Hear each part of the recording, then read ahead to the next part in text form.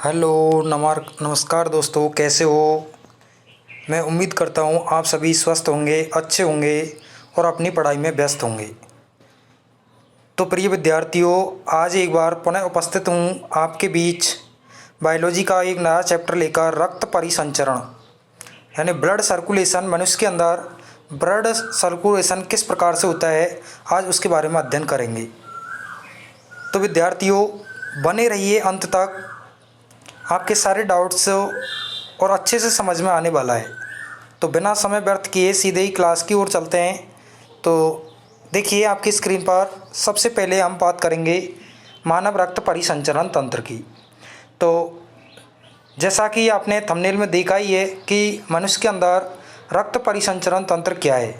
तो रक्त परिसंचरण तंत्र में हम बात करेंगे कि जो मानव का रक्त परिसंचरण तंत्र है, ये दो तंत्रों में विभाजित होता है। कितने तंत्रों में विभाजित होता है विद्यार्थियों? दो तंत्रों में विभाजित होता है। ओके, जिसमें हम फर्स्ट बात करेंगे रुधिर दोहरा परिसंचरण तंत्र, जिसके अंदर रक्त, हृदय और रक्त वाहिनियाँ, यानी जो रक्त का दोहरा परिसंचरण तंत्र है उसमें कौन कौन सहायक होते हैं? एक तो होता है रक्त, दूसरा होता है हृदय और तीसरा होता है रक्त वाहिनी। दूसरा पार्ट होता है लसिका तंत्र, यानी ये दोनों तंत्र मिलकर क्या बनाते हैं? मानव में रक्त परिसंचरण तंत्र का निर्माण करते हैं। आ गया समझ में? आगे हम बात करें तो आगे हम बात करेंगे सबसे पहले रक्त क्या है, ब्लड क्या है, इसके बारे में अध्ययन करेंगे। आप छोटी क्लासों में ये पढ़ चुके हैं कि रक्त क्या है। वैसे मैं आपको बता देता हूँ कि रक्त हमारे शरीर के अंदर एक इम्पॉर्टेंट पार्ट है, जो एक क्या होता है, तरल संयोजी ऊतक होता है। रक्त क्या है? एक यानी रुधिर एक तरल संयोजी ऊतक है। इसमें एक तरल द्रव्य उपस्थित होता है जिसे प्लाज्मा कहते हैं। क्या कहते हैं विद्यार्थियों? प्लाज्मा कहते हैं। रुधिर में लगभग 55% हल्के पीले रंग का द्रव्य प्लाज्मा होता है। अब प्लाज्मा का अगर हम संगठन देखें तो प्लाज्मा में लगभग 92% जल, शेष 8% अन्य पदार्थ। इन अन्य पदार्थों में अगर हम बात करें तो कई कार्बनिक पदार्थ जैसे ग्लूकोज, अमीनो अम्ल, वसा, ऑक्सीजन घुलित हुई अवस्था में पाई जाती है। ये किसमें होता है? एक रक्त के अंदर जो प्लाज्मा है, उस प्लाज्मा के अंदर ये सारी चीज़ें उपस्थित होती हैं। आगे समझ में? ओके, अब हम बात करें इसके अतिरिक्त रक्त में और क्या होता है। तो रक्त के अंदर जो प्लाज्मा, उसमें क्या पाया जाता है? इसके अतिरिक्त ग्लोबुलिन प्रोटीन, ये जो प्रतिरक्षी प्रोटीन है, थक्का जमने में सहायक जो प्रोटीन है जैसे फाइब्रिनोजन, प्रोथ्रोम्बिन, ये प्लाज्मा में पाए जाते हैं।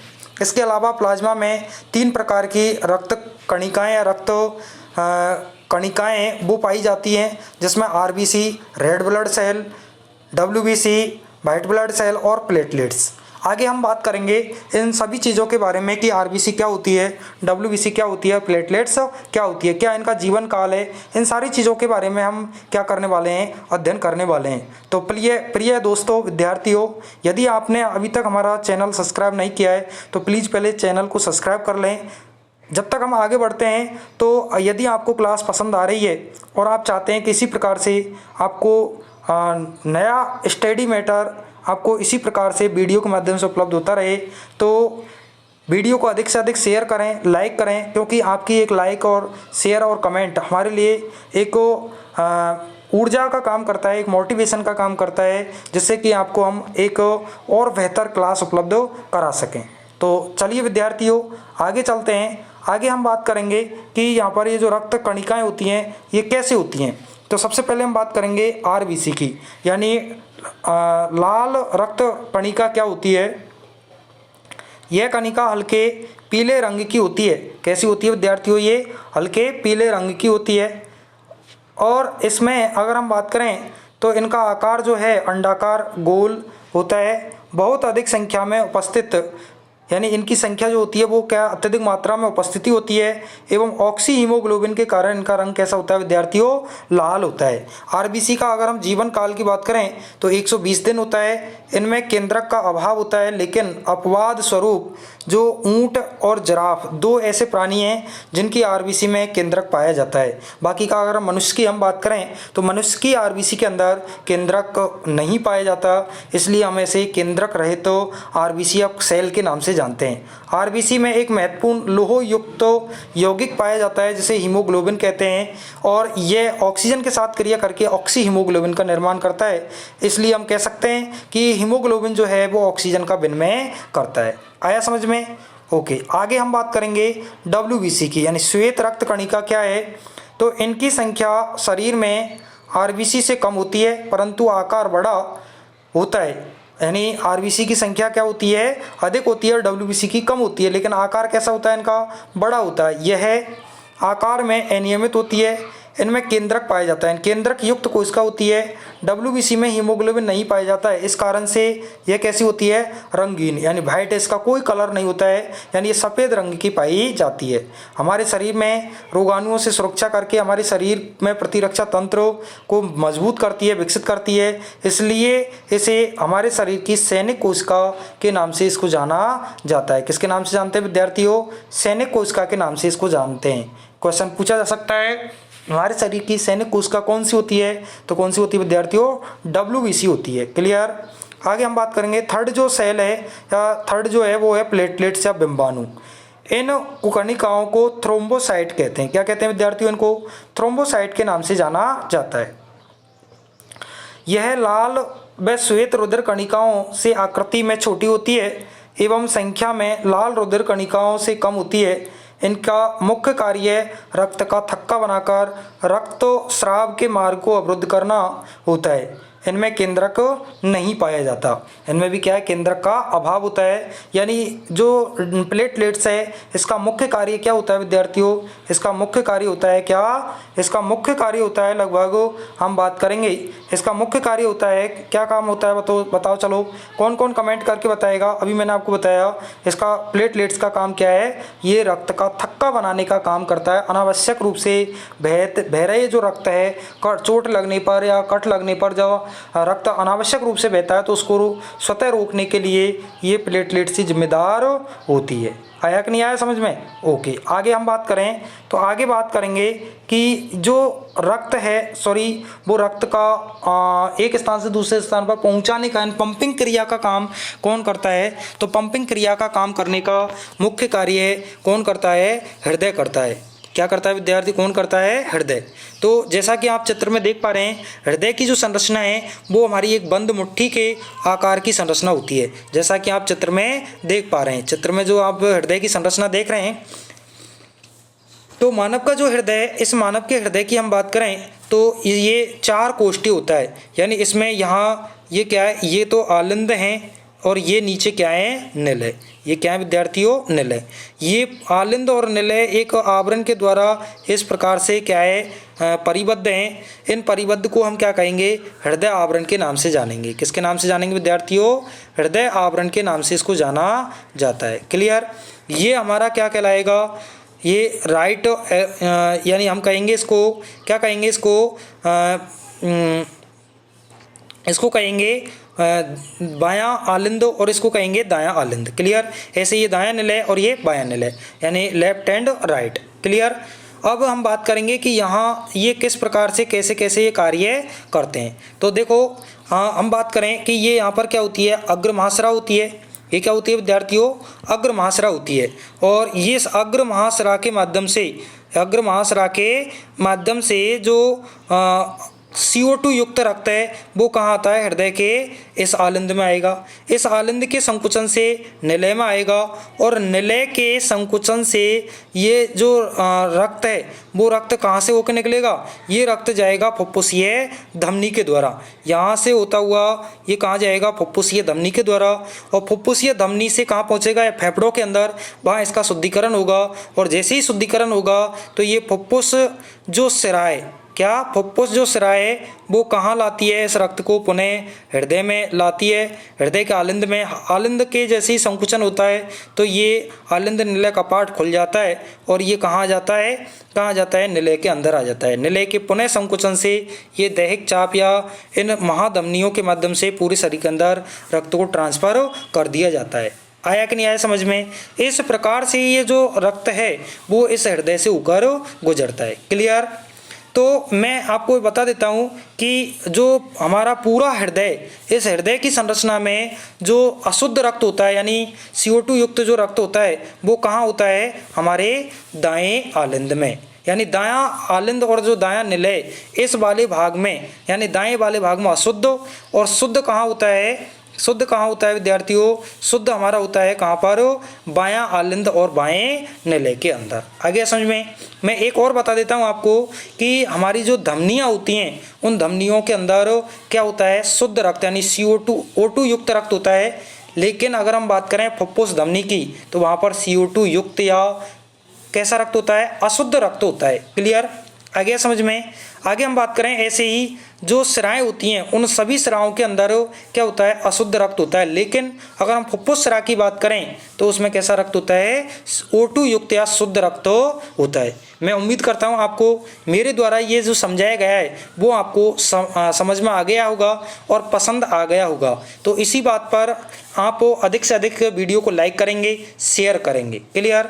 आगे चलते हैं। तो आगे हम बात करेंगे मनुष्य का जो हृदय है वो कैसा होता है, शंक्वाकार होता है, जो बक्षीय गुहा में दोनों फेफड़ों की, कैसे, कहाँ पर होता है, एक बार पुनः बताएं कि मनुष्य का जो हृदय है वो लंबा शंक्वाकार होता है, जो बक्षीय गुहा के या बक्षीय गुहा में दोनों फेफड़ों के मध्य थोड़ा बाईं ओर उपस्थित होता है। हृदय में 4 कोष्ठ होते हैं या 4 कोष्ठों से बना होता है। ऊपरी ओर बायां तथा दायां आलिंद तथा नीचे की ओर बायां निलय और दायां निलय होता है। क्लियर।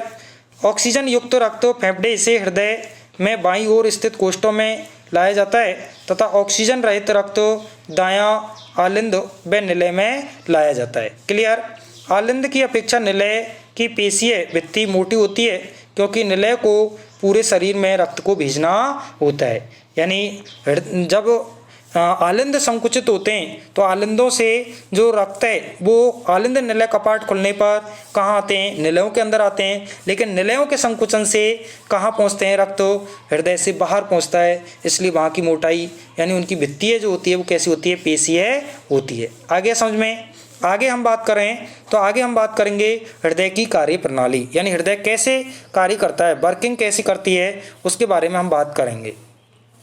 तो देखिए, हृदय का कार्य शरीर के विभिन्न भागों में रक्त को पंप करना होता है। यह कार्य हृदय के संकुचन तथा ये शीतलन है, संकुचन या शीतलन के द्वारा होता है। हृदय की बाईं आलिंद में ऑक्सीजन युक्त रक्त फुफ्फुसीय स्राव द्वारा होता है, स्राव द्वारा आता है। शरीर के विभिन्न भागों से स्राव व कोशिकाओं द्वारा ऑक्सीजन रहित रक्त हृदय के दाएं आलिंद में आ जाता है।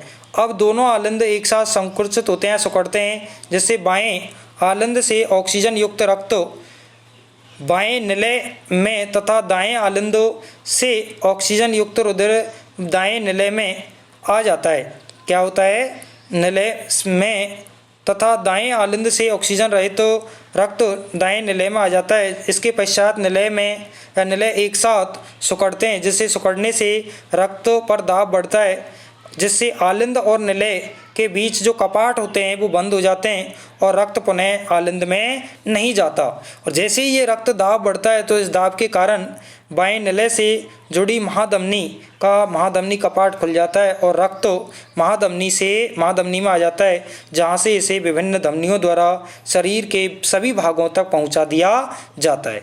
दायां निलय के सिकुड़ने से रक्त फुफ्फुसीय धमनियों द्वारा फुफ्फुस में चला जाता है, जहाँ यह कार्बन डाइऑक्साइड को मुक्त कर ऑक्सीजनित होकर पुनः बाईं आलिंद में प्रवेश करता है। इस प्रकार हृदय में 2 चक्र पूर्ण होता है, अतः इसे दोहरा रक्त परिसंचरण कहते हैं। क्या कहते हैं विद्यार्थियों? दोहरा रक्त परिसंचरण कहते हैं।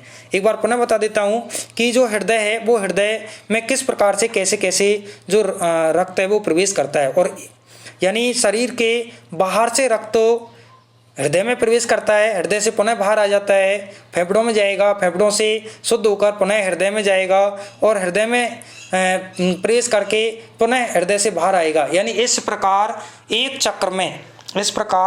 चक्र में जो रक्त है वो हृदय से 2 बार गुजरता है, इसलिए इसे हम क्या कहते हैं? दोहरा रक्त परिसंचरण कहते हैं। जो कि मैं अब इस डायग्राम के द्वारा आपको स्पष्ट कर देता हूं कि कैसे कैसे किस प्रकार से जो रक्त है उसका दोहरा रक्त परिसंचरण होता है। तो देखो विद्यार्थियों, ये क्या है? हमारा हृदय। क्या है ये? हृदय जो 4 कोष्ठों से बना है। ये क्या है? हमारा बायां आलिंद। ये क्या है? दायां आलिंद। ये दायां निलय और ये बायां आलिंद। क्लियर? ये तो आपको पहले ही बता चुका हूँ इसको। ये क्या है? हमारा क्या है? हृदय। अब यहाँ पर ये क्या है? फुफ्फुस है। ये क्या है? फुफ्फुस या फेफड़ा। और ये हमारी क्या है? कोशिकाएं। क्या है? कोशिकाएं। तो सबसे पहले होता क्या है? सबसे पहले होता क्या है कि महाशरीर की जो महासराएं होती हैं, वो महासराएं इन कोशिकीय श्वसन होने के पश्चात जहाँ CO2 युक्त रक्त है, वो CO2 युक्त रक्त कोशिकाओं से कहाँ पहुँचता है? हृदय के दाएं आलिंद में। हृदय के दाएं आलिंद में। इसी समय यहाँ जो फुफ्फुस है, इस फुफ्फुस में से O2 युक्त रक्त जो है वो कहाँ पहुँचेगा? हृदय के दाएं आलिंद में। जब ये यहाँ से अशुद्ध रक्त इस आलिंद के अंदर और शुद्ध रक्त इस बाएं आलिंद के अंदर जब भरता है, तो दोनों कोटर क्या हैं, या दोनों जो आलिंद है वो क्या हो जाते हैं? रक्त से फुल भर जाते हैं। तो जैसे ही ये रक्त भरते हैं तो यहाँ पर ये जो आलिंद निलय कपाट है, ये इनके संकुचन होने पर खुल जाता है, जहाँ से शुद्ध रक्त बाएं निलय में और अशुद्ध रक्त दाएं निलय के अंदर आ जाता है। क्लियर? जब ये रक्त इनमें आता है तो निलय प्रसरित होते हैं, फिर इसके बाद में एक साथ ये संकुचित होते हैं। तो संकुचित होने के बाद में यहाँ से जो अशुद्ध रक्त है वो तो शुद्ध होने के लिए कहाँ पहुँच जाएगा?